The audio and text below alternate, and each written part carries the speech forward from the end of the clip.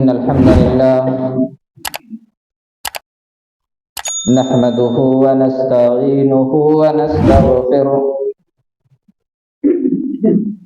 ونعوذ بالله من شرور أنفسنا ومن سيئات أعمالنا من يهده الله فلا مضل له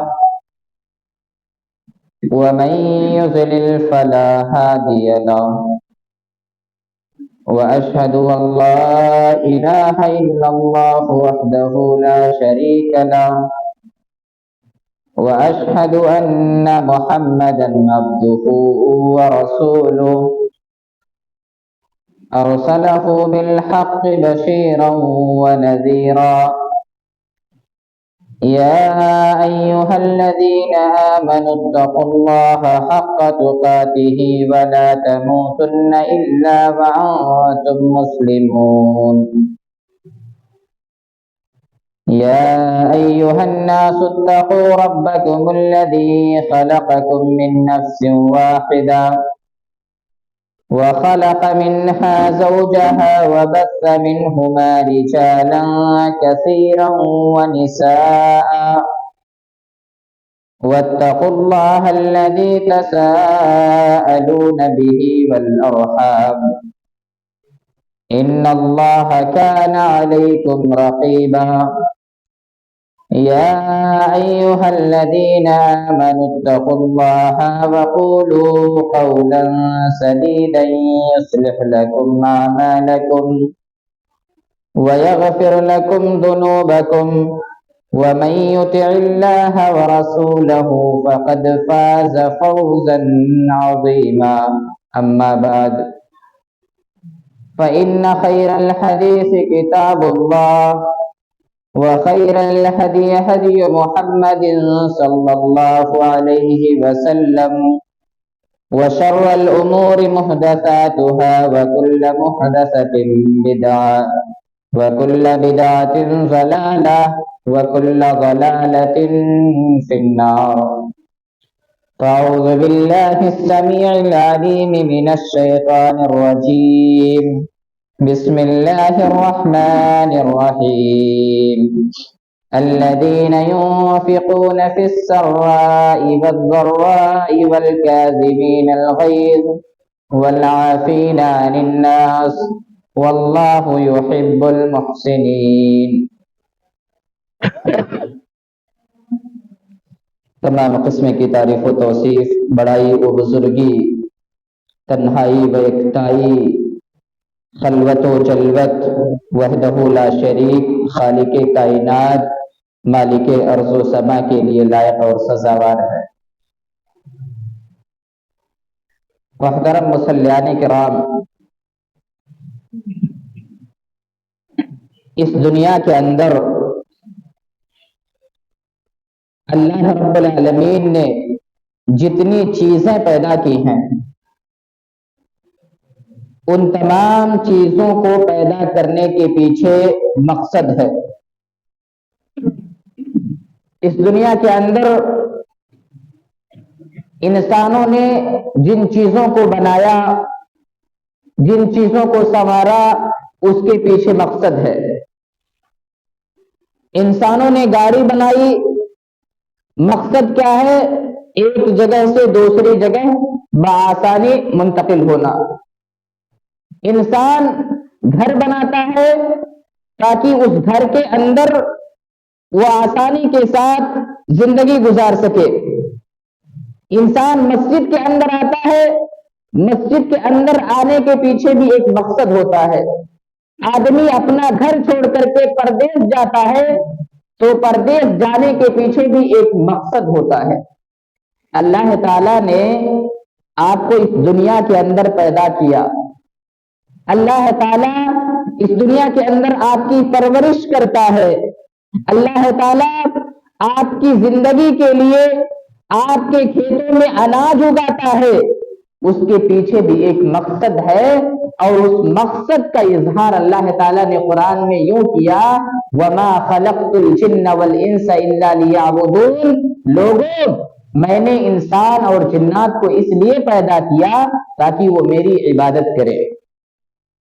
ہر انسان کو کان کھول کر کے یہ سمجھ لینا چاہیے اور کان کھول کر کے اس بات کو سن لینا چاہیے کہ وہ جو اس دنیا کے اندر آیا ہے، اللہ نے اس کو جو اس دنیا کے اندر پیدا کیا ہے، اس کے پیچھے مقصد ہے کہ انسان دنیاوی مفادات کو چھوڑ کر کے، انسان دنیاوی رنگینیوں میں مست ہونے کے بجائے انسان اللہ رب العالمین کی عبادت کرے، اللہ رب العالمین کے سامنے اپنا سر جھکائے۔ اس لیے اللہ نے اس دنیا کے اندر انسان کو پیدا کیا۔ لیکن میرے بھائی اور دوستو، کیا وجوہات ہیں، کیا اسباب ہے کہ انسان اپنے مقصد حیات کو بھول چکا ہے؟ انسان اللہ کی زمین کو استعمال کرتا ہے، انسان اللہ کے پہاڑوں کو استعمال کرتا ہے، انسان اللہ کے سورج کو استعمال کرتا ہے، انسان اللہ رب العالمین کے بادل کو استعمال کرتا ہے، انسان اللہ رب العالمین کی دی ہوئی تمام نعمتوں کو استعمال کرتا ہے، لیکن اس کے باوجود اللہ کی عبادت نہیں کرتا۔ کیوں ایسا؟ اللہ نے اس کا بھی تذکرہ قرآن میں فرما دیا، وَإِنَّ كَثِيرًا مِّنَ النَّاسِ عَنْ آيَاتِنَا لَغَافِلُونَ، لوگوں کی اکثریت ایسی ہے جو ہماری آیتوں سے غافل ہے۔ کیوں غافل ہے؟ کیونکہ انسان اپنے خواہشات کی اتباع کرتا ہے، انسان اپنے من کی سنتا ہے، انسان کا جو دل کہتا ہے انسان وہ کرتا ہے، جس کی وجہ سے انسان آج اللہ رب العالمین کے راستے سے بھٹکا ہوا ہے، انسان رسول اللہ صلی اللہ علیہ وسلم کے راستے سے بھٹکا ہوا ہے۔ کسی بھی کام کو کرنے سے پہلے انسان کے دل میں ایک تصور پیدا ہوتا ہے۔ حدیث کے اندر آتا ہے، اللہ کے نبی فرماتے ہیں، النفس تمنا وتشتہی والفرد یصدق ذلك او یکذبہ، کہ نفس کے اندر پہلے شر پیدا ہوتا ہے، آدمی پہلے اپنے دل کے اندر سوچتا ہے، دلوں کے ذریعے انسان سوچتا ہے، پھر اس کے بعد یا تو وہ بدکاری کرتا ہے یا تو بدکاری کو چھوڑ دیتا ہے۔ النفس تمنا وتشتہی، نفس انسان کا سوچتا ہے، اس کے بعد جو انسان سوچا اسی کے مطابق آگے کے مراحل کو طے کرنے کی کوشش کرتا ہے۔ میرے بھائی اور دوستو، اللہ نے ہمیں اس دنیا کے اندر پیدا کیا، پیدا کرنے کے بعد ہمارے نفس کے اندر، ہمارے دل کے اندر اللہ رب العالمین نے دو قسم کے جذبات رکھے، کچھ جذبات اچھے ہیں، کچھ جذبات برے ہیں، اور اللہ نے جو برے جذبات ہمارے دلوں کے اندر رکھے، ان جذبات کو کنٹرول میں رکھنے کا حکم دیا ہے، ان جذبات سے بچنے کا حکم دیا ہے۔ کون سے جذبات ہمارے دلوں کے اندر ہیں؟ ایک جذبہ جو ہمارے دلوں کے اندر ہے وہ ہے حرص و طمع کا جذبہ، لالچ کا جذبہ۔ اس دنیا کے اندر کوئی انسان ایسا نہیں جس کے دل کے اندر لالچ نہ ہو، ہر انسان کے دلوں کے اندر لالچ ہوتا ہے، لیکن لالچ سے اللہ رب العالمین نے بچنے کا حکم دیا۔ اللہ قرآن میں کہتا ہے، الہاکم التکاثر حتی زرتم المقابر، زیادتی کی چاہت نے تمہیں غافل کر دیا یہاں تک کہ تم قبرستان جا پہنچے۔ آدمی قبرستان میں چلا جاتا ہے، پھر بھی اس کا حرص، اس کی طمع اور اس کی لالچ ختم نہیں ہوتی ہے۔ ہر انسان کی خواہش ہوتی ہے کہ اس کے پاس زیادہ سے زیادہ مال ہو، زیادہ سے زیادہ اس کے پاس کاروبار ہو، زیادہ سے زیادہ اس کے پاس شہرت ہو، عزت ہو، ہر انسان کی یہ خواہش ہوتی ہے۔ لیکن اللہ تعالیٰ فرماتا ہے کہ انسان کو اپنی خواہشات کو چاہیے ہمیشہ کنٹرول میں رکھے۔ حدیث کے اندر آتا ہے، اللہ کے نبی فرماتے ہیں کہ اگر ایک انسان کو مال کا 2 پہاڑ دے دیا جائے، تیسرے کی تلاش میں رہے گا۔ لو کان لابن آدم وادیان من مال لابتغى ثالثا، کہ اگر انسان کو مالوں کا 2 پہاڑ دے دیا جائے تو انسان لابتغى ثالثا، تیسرے پہاڑ کے چکر میں رہے گا، تیسرے پہاڑ کے فراق میں رہے گا۔ اب ذرا تصور کریں میرے بھائیوں، اگر 2 پہاڑوں کے برابر کسی کو مال دے دیا جائے تو کیا اس کی زندگی آسانی سے نہیں گزرے گی؟ بہت آسانی سے گزر سکتی ہے، اور زندگی تو چھوڑ دیجیے، اس کے آنے والے نسلوں کی بھی زندگی میں آسانی گزر سکتی ہے۔ لیکن انسان اگر 2 پہاڑوں کے برابر مال پا جائے، انسان 2 پہاڑوں کے برابر سونے پا جائے، اس کے باوجود وہ اس فراق میں رہے گا، اس کوشش میں رہے گا کہ اے کاش تیسرا پہاڑ مل جاتا تو کتنا اچھا ہوتا۔ میرے بھائی اور دوستو، ہمیں حرص و حوث سے بچنا چاہیے. اللہ تعالیٰ نے ہمیں جتنا دے رکھا ہے ہمیں اتنے میں قناعت اختیار کرنی چاہیے. بہت سارے لوگ ایسے ہیں جو امبانی بننے کے فراق میں حلال و حرام کی ذرہ برابر تمیز نہیں کرتے. بس ان کا یہ تصور ہے کہ ان کے پاس مال آنا چاہیے، مال کہاں سے آ رہا ہے اس کی ان کو فکر ذرہ برابر نہیں ہوتی. حالانکہ حدیث کے اندر اللہ کے نبی فرماتے ہیں قد افلح من اسلم ورزق کفافا وقناه الله بما آتاه. اس حدیث کے اندر کامیابی کا تصور پیش کیا جا رہا ہے. آدمی اس دنیا کے اندر کامیاب ہونے کے لیے، اس دنیا کے اندر نام اپنا نام بنانے کے لیے کیا کچھ نہیں کرتا، حالانکہ حقیقی کامیابی کیا ہے اس کا تصور حدیث پیش کرتی ہے. اللہ کے نبی فرماتے ہیں قد افلح من اسلم، کہ وہ انسان کامیاب ہو گیا جو اسلام لے آیا. ورزق کفافا، اور بقدر کفاف روزی دیا گیا، بقدر کفاف رزق دیا گیا. بقدر کفاف رزق کا مطلب یہ ہے کہ اگر اللہ تعالیٰ نے کسی انسان کو اتنا مال دے رہا ہے، کوئی انسان اتنی کمائی کر رہا ہے جس سے وہ اپنی پرورش کر لے رہا ہے، اپنے بچوں کو کھلا پلا رہا ہے اور اپنے بچوں کی تعلیم و تربیت کو دیکھ رہا ہے، اس کو کسی سے مانگنے کی ضرورت نہیں پڑ رہی ہے، اللہ کے نبی فرماتے ہیں ایسا انسان کامیاب ہے. وَقَنَّاهُ اللَّهُ بِمَا آتَا، اور اللہ تعالیٰ نے جتنا اس کو دیا ہوا ہے اس پر وہ قناعت اختیار کرتا ہے. یہ تین صفات جس بھی انسان کے اندر آ جائے اس انسان کو اپنے آپ کو کامیاب تصور کرنا چاہیے. ہمارے یہاں کامیابی کس کو کہتے ہیں؟ ہم تو کامیابی یہ جانتے ہیں کہ ہمارے پاس اگر مال بہت زیادہ ہو گیا ہم کامیاب ہیں، ہمارے پاس لگژری گاڑیاں ہو گئی اور لگژری گھر ہو گئے تو ہم کامیاب ہیں. لیکن اس کامیابی کو اسلام کامیابی نہیں کہتا. حقیقت میں کامیابی وہ ہے کہ انسان مسلمان ہو، مسلمان ہونے کے بعد بقدر کفاف روزی کما رہا ہو اور جتنی روزی اس کو مل رہی ہے اس میں وہ قناعت اختیار کر رہا ہو. اگر یہ تین صفات کسی انسان کے اندر ہے تو انسان کامیاب ہے. آپ کے پاس بہت زیادہ مال و منال ہے اور آپ مسلمان بھی ہیں، لیکن قناعت دل کے اندر نہیں ہے، صبر نہیں ہے، اللہ نے جتنا دیا ہے اتنے پہ مطمئن نہیں ہے، آپ سکون کے ساتھ زندگی ہرگز نہیں گزار سکتے. لہذا ان تینوں صفات کو اپنے اندر پیدا کریں، انشاءاللہ تبارک و تعالی آپ کی زندگی امن و عاشقی کے ساتھ گزرے گی، آپ کی زندگی کے اندر سکون ہوگا اور ایک کامیاب زندگی آپ گزاریں گے. اور دوسرا جذبہ جو ہر انسان کے اندر ہوتا ہے وہ ہے غصہ. غصے کا جذبہ ہر انسان کے اندر ہوتا ہے، چھوٹا سا بچہ ہو یا بڑا ہو، بڈھا ہو، کوئی بھی ہو، ہر انسان کے اندر غصہ ہوتا ہے. اور غصے کے اس جذبے سے اللہ اور اس کے رسول صلی اللہ علیہ وسلم نے روکا ہے. حضرت جعفر بن صادق رحمہ اللہ فرماتے ہیں الغضب مفتاح کل شر. لوگوں سنو، غصہ یہ تمام برائیوں کی کنجی ہے، غصہ تمام برائیوں کی جڑ ہے.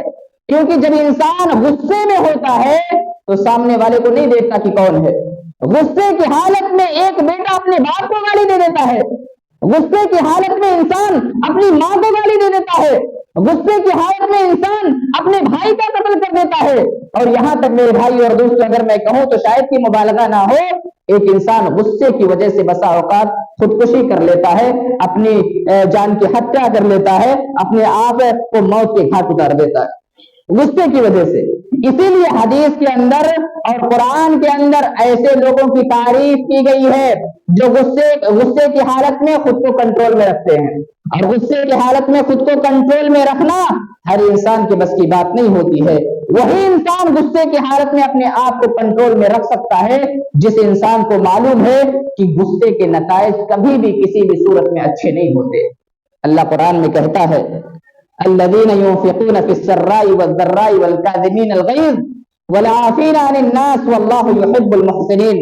تین قسم کے لوگ ایسے ہیں جن سے اللہ پیار کرتا ہے، اللہ محبت کرتا ہے. اس میں سے ایک انسان وہ ہے الذين ينفقون في السراء والضراء، جو تمام حالتوں میں اللہ کے راستے میں خرچ کرتا ہے. اگر اس کے پاس مال ہے تو بھی خرچ کرتا ہے، تنگی ہے، اچھی کمائی نہیں ہو رہی ہے، اس کے باوجود اگر دین کے راستے میں خرچ کرنے کا موقع آ جائے انسان خرچ کرتا ہے. اگر انسان تنگی اور خوشحالی دونوں حالتوں میں خرچ کرتا ہے تو ایسے انسان سے اللہ رب العالمین پیار کرتا ہے، ایسے انسان سے اللہ محبت کرتا ہے. اور دوسرا والکاظمین الغیظ، غصے کو جو لوگ پی جاتے ہیں، غصے کا ریاکشن پیش نہیں کرتے، غصے کو اپنے نفس کے اندر دبا لیتے ہیں، ایسے لوگوں سے بھی اللہ پیار کرتا ہے اور محبت کرتا ہے۔ والعافین عن الناس، اور وہ لوگ جو دوسروں کو معاف کر دیتے ہیں، جو دوسروں کے ساتھ درگزری کا معاملہ کرتے ہیں۔ اگر کوئی انسان ہے اپنے دشمن کو معاف کر دیا تو اللہ رب العالمین ایسے انسان کو جو اپنے دشمن کو معاف کر دیتا ہے، اللہ ایسے انسان سے پیار کرتا ہے، ایسے انسان کی زندگی کو سیٹ کر دیتا ہے۔ میرے بھائی اور دوستو، حدیث کے اندر ان لوگوں کی جو اپنے غصے کو پی جاتے ہیں، اللہ کے نبی نے کچھ اس طرح سے ان کی تعریف کی ہے۔ حدیث کے اندر آتا ہے لیس الشدید بالسرعہ انما الشدید الذی یملک نفسہ عند الغضب، کہ لوگوں سنو، پہلوان وہ انسان نہیں ہے جو کشتی میں غالب آ جائے، دو لوگ آپس میں لڑ رہے ہو، اس میں سے جو انسان جیت جائے وہ انسان پہلوان نہیں ہے۔ اللہ کے نبی فرماتے ہیں پہلوان کون ہے؟ انما الشدید الذی یملک نفسہ عند الغضب، حقیقت میں پہلوان وہ انسان ہے جو غصے کے عالم میں، جو غصے کے وقت اپنے نفس کو کنٹرول میں رکھتا ہے، وہ انسان پہلوان ہے۔ اور کہیں نہ کہیں میرے بھائی اور دوستو، غصے کی حالت میں ہم سے بہت کچھ ہو جاتا ہے، اور آپ دیکھیں کہ غصے کا جو رزلٹ ہوتا ہے، غصے کا جو نتیجہ ہوتا ہے، وہ کبھی بھی انسان کے من کے مطابق نہیں ہوتا، انسان کے ہمیشہ خلاف ہی ہوتا ہے۔ اور تیسرا جذبہ جو انسان کے اندر پایا جاتا ہے وہ ہے حسد کا جذبہ، ایک دوسرے سے جلن۔ ہر انسان کے اندر اللہ تعالیٰ نے یہ صفت رکھی ہے کہ انسان ایک دوسرے سے جلتا ہے، ایک دوسرے کی کامیابی کو دیکھ کر کے اسے اچھا نہیں لگتا۔ اسی لیے امام ابن تیمیہ رحمہ اللہ نے فرمایا ہے کہ جب حسد کا جذبہ ہر انسان کے اندر ہوتا ہے، لیکن جو لوگ اچھے قسم کے ہوتے ہیں، جو لوگ بہترین انسان ہوتے ہیں، وہ اپنے حسد کے جذبے کا اظہار نہیں کرتے۔ آپ کا ساتھی کامیاب ہو گیا، ایک اچھا آدمی ہے، اس کو تھوڑا سا اس کے دل کے اندر ہو سکتا ہے برا لگے، لیکن کبھی یہ نہیں چاہے گا کہ اس کی کامیابی تباہ ہو جائے، اس کی کامیابی برباد ہو جائے۔ لیکن جو انسان کمینے ہوتے ہیں، جو لوگ برے ہوتے ہیں، وہ اپنے ساتھی کے ساتھ برا کرتے ہیں اور اس کی کامیابی کو توڑنے کے لیے، اس کی کامیابی کو ختم کرنے کے لیے ایڑی سے چوٹی تک لگا دیتے ہیں۔ ایسے لوگوں سے کہنا چاہتا ہوں کہ اگر آپ کے اندر حسد کے جذبات ہیں، آپ اپنے ساتھی سے جلتے ہیں، آپ اپنے پڑوسی کے کامیابی سے جلتے ہیں، تو جلنے سے باہر آ جائیں، کیونکہ حدیث کے اندر آتا ہے کہ جو لوگ حسد کرتے ہیں، یہ حسد ان کی نیکیوں کو ایسے کھا جاتا ہے جیسے آگ لکڑی کو کھا جاتی ہے۔ اگر لکڑی کا ایک انبار لگا دیا جائے اور اس میں آگ ڈال دیا جائے تو وہ ساری لکڑی جل کر کے راکھ بن جائیں گی۔ اسی طرح سے اگر انسان کے دل کے اندر حسد ہے، انسان اپنے اندر اپنے پڑوس سے متعلق، اپنے ساتھی سے متعلق اگر حسد رکھتا ہے تو اس حسد کی وجہ سے میرے بھائی اور دوستوں اس کی نیکیاں دھیرے دھیرے ختم ہو جائیں گی۔ لہذا ہمیں اور آپ کو چاہیے کہ اپنے نفس پر کنٹرول رکھیں اور کبھی بھی کسی کے ساتھ بھی حسد کا معاملہ ہرگز نہ کریں۔ ایک چوتھا جذبہ جو ہر انسان کے اندر ہوتا ہے، جذبہ انتقام، بدلہ لینے کا جذبہ، یہ بھی ہر انسان کے اندر ہوتا ہے، چھوٹا ہو بڑا ہو، امیر ہو غریب ہو، بوڑھا ہو جوان ہو، کوئی بھی انسان ہو، اگر اس کے ساتھ برا ہوتا ہے تو اس کے دل کے اندر یہ چاہت اٹھتی ہے کہ اے کاش میں اس سے بدلہ لے لوں۔ اللہ تعالیٰ قرآن میں کہتا ہے وَإِنْ عَاقَبْتُمْ فَعَاقِبُوا بِمِثْلِ مَا عُوقِبْتُمْ بِهِ وَلَئِنْ صَبَرْتُمْ لَهُوَ خَيْرٌ لِلصَّابِرِينَ۔ لوگوں سنو، کیونکہ ریونج کا جذبہ جو ہر انسان کے اندر ہوتا ہے تو اللہ وصول پیش کر رہا ہے کہ اگر تم میں بدلہ لینے کی طاقت ہے تو بدلہ لے لو، لیکن اگر تم صبر کا مظاہرہ کرتے ہو تو ایسی صورت میں صبر کرنا یہ تمہارے لیے زیادہ بہتر ہے۔ معلوم ہوا شریعت دو آپشن دیتی ہے، اگر آپ کے ساتھ کسی نے برا کیا آپ اس کے ساتھ برا کر سکتے ہیں، آپ کو کسی نے گالی دیا آپ اس کو گالی دے سکتے ہیں، کسی نے آج آپ کی زمین کو ہڑپ لیا کل کو آپ اس کی جب آپ طاقت میں ہو اس کی زمین کو ہڑپ لے، یہ شریعت اجازت دیتی ہے۔ لیکن ایک دوسرا آپشن شریعت پیش کرتی ہے، اگر صبر کر لیتے ہو، اس کو چھوڑ دیتے ہو تو یہ چیز تمہارے حق میں زیادہ بہتر ہے۔ لہذا انسان کو اختیار ہے کہ انسان چاہے تو بدلہ لے، چاہے تو معاف کر لے۔ اس سلسلے میں کوئی انسان کسی کے ساتھ زبردستی نہیں کر سکتا۔ مثال کے طور پر مان لیتے ہیں آپ کی زمین کو کسی نے ہڑپ لیا، آپ مجبور تھے، لاچار تھے، آپ کے بچے چھوٹے تھے، لوگوں نے آپ کے ساتھ ظلم کر لیا، آج آپ طاقت میں ہیں، آپ کے بچے بڑے ہو گئے ہیں، آپ کو چاہیے کہ آپ بدلہ لے لیں۔ اور جب آپ بدلہ لیں گے تو میرے بھائی اور دوستو اس دنیا کے اندر انصاف کا بول بالا ہوگا۔ اگر بدلہ نہیں لیں گے تو ایسی صورت میں بہت سارے لوگ ایسے رہیں گے جو لوگوں کے ساتھ ظلم کریں گے۔ اسی طرح سے آپ دیکھیں قرآن کے اندر اللہ فرماتا ہے یا ایھا الذین آمنوا، کیا وہ لوگوں جو ایمان لائے ہو، کتب علیکم القصاص، تم پر قصاص کو فرض کیا گیا ہے، یعنی اگر تمہارے بھائی کو کسی نے قتل کیا ہے تو تم بھی اس کے بھائی کو قتل کرو، یعنی جس نے قتل کیا ہے اس کو تم قتل کرو۔ جب قتل کرو گے قاتل کو سزا ملے گی تو اس دنیا کے اندر امن ہوگا، سکون ہوگا، چین ہوگا، انصاف ہوگا، عدل ہوگا۔ لیکن اگر بدلہ نہیں لیا گیا تو ایسے لوگ، ایسے ظالم دن بدن آگے بڑھتے جائیں گے۔ لہذا ہمیں اور آپ کو چاہیے کہ ہم بدلہ لیں، اگر معاف کر دیتے ہیں تو ہمارے حق میں یہ زیادہ بہتر ہے۔ آئیے اللہ کے نبی صلی اللہ علیہ وسلم کی زندگی کا مطالعہ کرتے ہیں، اللہ کے نبی معاف کرتے تھے یا بدلہ لیتے تھے؟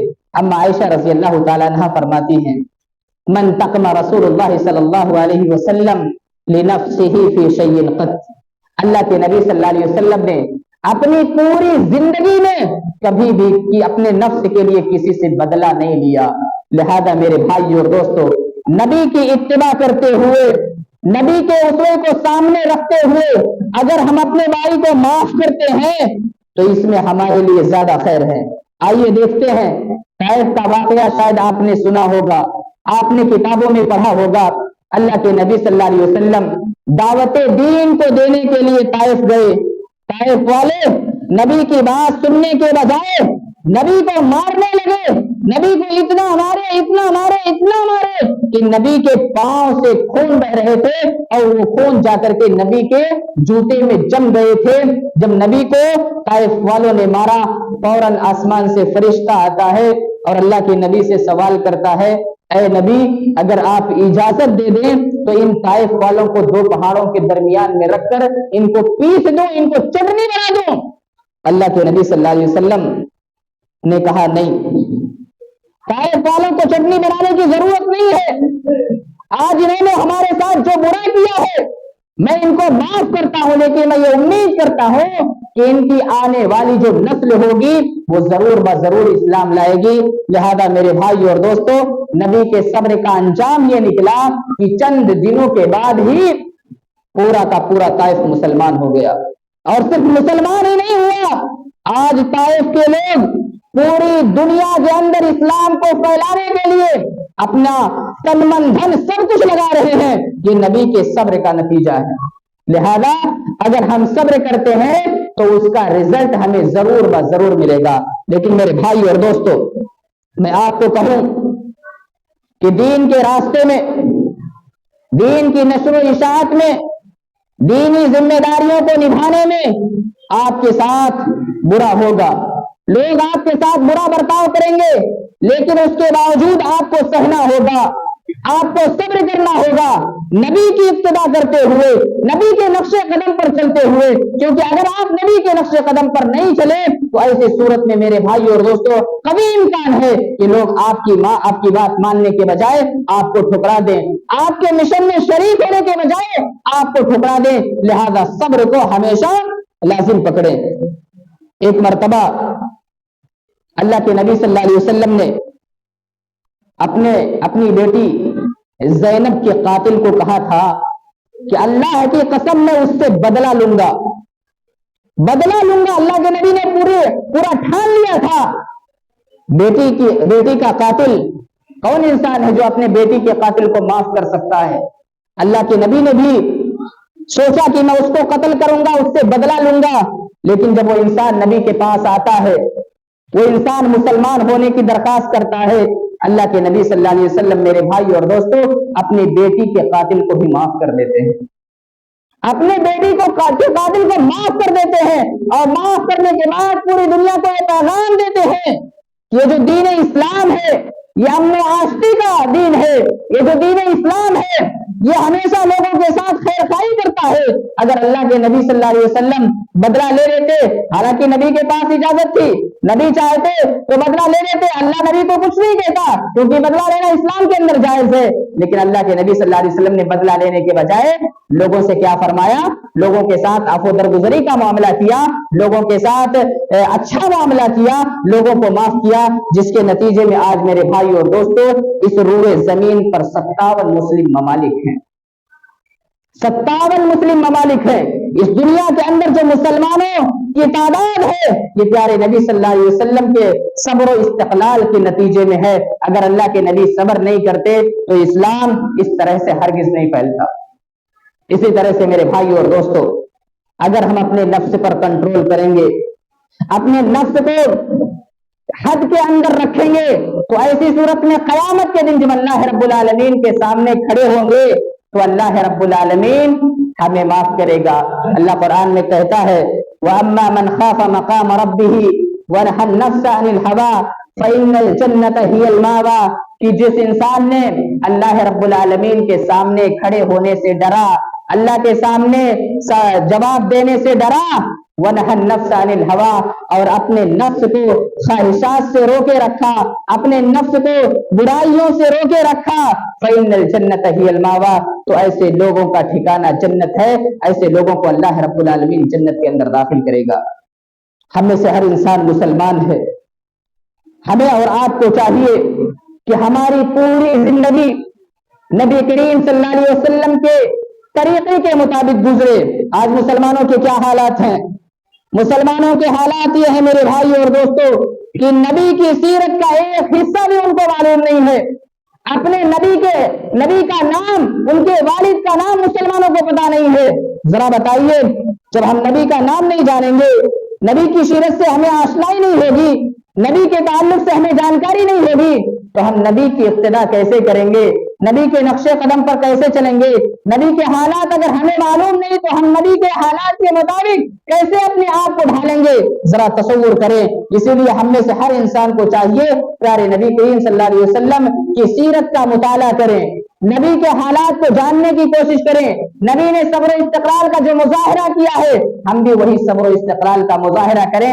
اگر ہم ایسا کرتے ہیں میرے بھائی اور دوستوں تو اس دنیا کے اندر بھی کامیابی ہماری قدم چومے گی، اور آخرت میں جب ہم اللہ رب العالمین کے سامنے حاضر ہوں گے تو اللہ رب العالمین ہمارے ساتھ خیر کا معاملہ کرے گا۔ اللہ تعالیٰ سے دعا ہے اللہ تعالیٰ ہم تمام مسلمانوں کی حفاظت فرمائے، آمین۔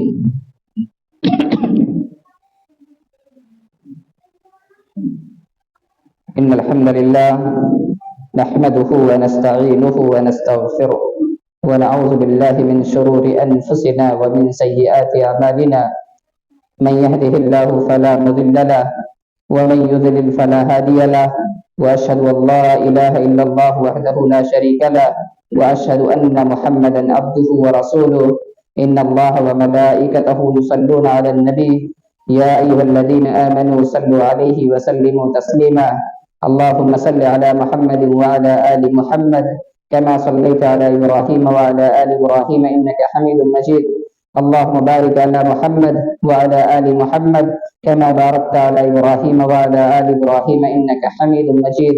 عباد الله رحمكم الله، إن الله يأمر بالعدل والإحسان وإيتاء ذي القربى وينهى عن الفحشاء والمنكر والبغي يعظكم لعلكم تذكرون، اذكروا الله يذكركم وادعوه يستجب لكم، ولذكر الله تعالى